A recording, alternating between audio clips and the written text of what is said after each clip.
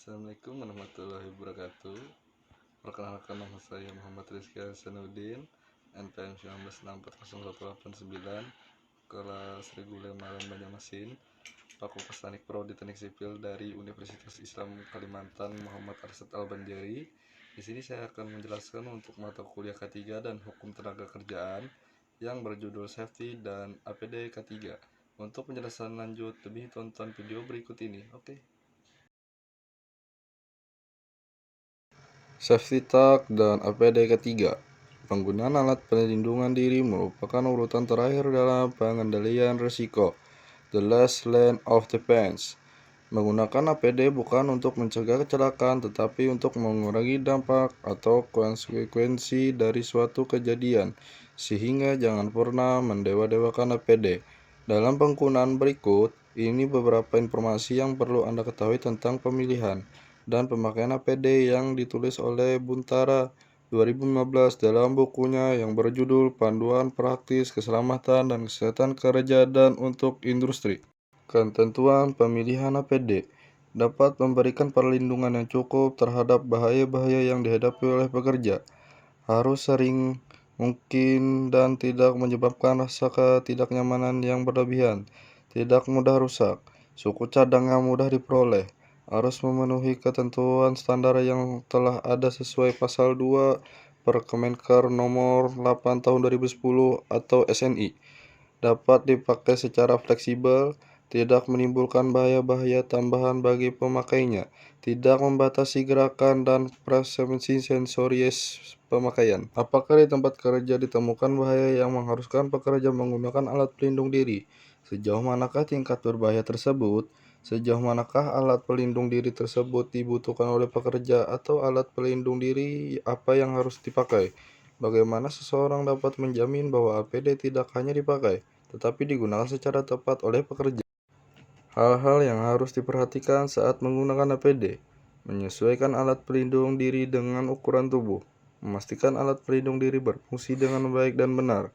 Jika menggunakan 2 atau lebih APD secara bersamaan, pastikan tidak bahwa mengurangi keefektifian masing-masing APD.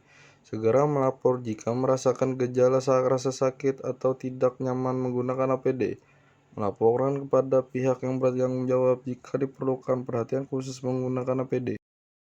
Alat pelindung diri di tempat kerja contohnya seperti kacamata pelindung, helm pelindung, pelindung telinga, rompi safety, masker, sarung tangan, dan sepatu pelindung. Jenis APD dan aturan. 1. Safety helmet. Wajib dipakai di semua area yang mempunyai risiko kepala berbentur atau tertimpa benda, kecuali ketika berada di area tidak wajib memakai safety helmet. Khusus untuk operator unit tipe kompati bukan kombani selama bekerja wajib memakai safety helmet. 2. Safety glass. Digunakan untuk pekerjaan yang mempunyai risiko cedera pada mata, misalkan debu, sinar ultraviolet, dan dari paparan yang sifatnya ringan. Biasanya digunakan oleh crowd caker, craft survey, crowd blasting, operator A2B, dan bekerja di lapangan atau area terbuka. 3. Safety goggles. Safety goggles lain dengan safety glass. Safety goggles dapat melindungi mata dari percikan benda asing yang datangnya dari depan, samping, bawah, dan atas. Safety goggles wajib dikenakan ketika bekerja pada pekerjaan yang mempunyai risiko terkena percikan benda atau bahan dari semua arah, misalkan las, welding, gerinda, dan lain-lain. Safety goggles untuk las harus dengan double lensa atau 2 lensa. Untuk pekerjaan lainnya, safety goggles yang digunakan tipe single lensa atau 1 lensa. 4. Airflow atau air move. Wajib digunakan ketika masuk ke area yang menimbulkan tingkat kebisingan tinggi atau di sekeliling orang yang melakukan pekerjaan dengan tingkat kebisingan tinggi. Misalkan masuk ruang genset, pekerjaan gonging, impact, memukul dengan hammer di area pompa atau multiflow, dan lainnya. 5. Respirator atau masker. digunakan untuk melindungi saluran pernapasan dari kemasukan benda asing, seperti debu atau uap kimia yang beracun. Respirator atau masker wajib dipakai ketika bekerja dengan di area yang mempunyai risiko terhirupnya benda asing ke saluran pernapasan. Tipe respirator atau masker yang digunakan tergantung dari jenis benda yang berpotensi terhirup ke saluran pernapasan.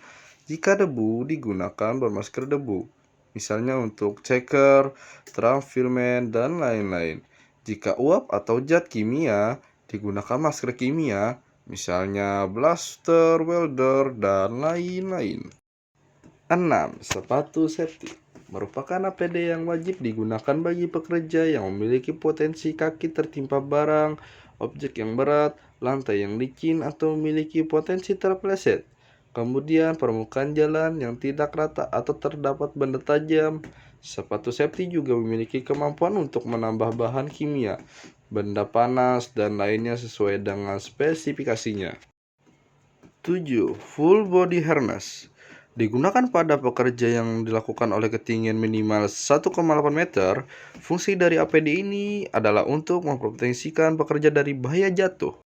8. Safety gloves APD yang digunakan untuk melindungi pekerja dari bahaya kontak secara langsung, bahan kimia, suhu dingin atau panas, benda tajam, dan aktivitas manual handling. Jenis dan spesifikasi berada beda sesuai dengan bahaya yang ada.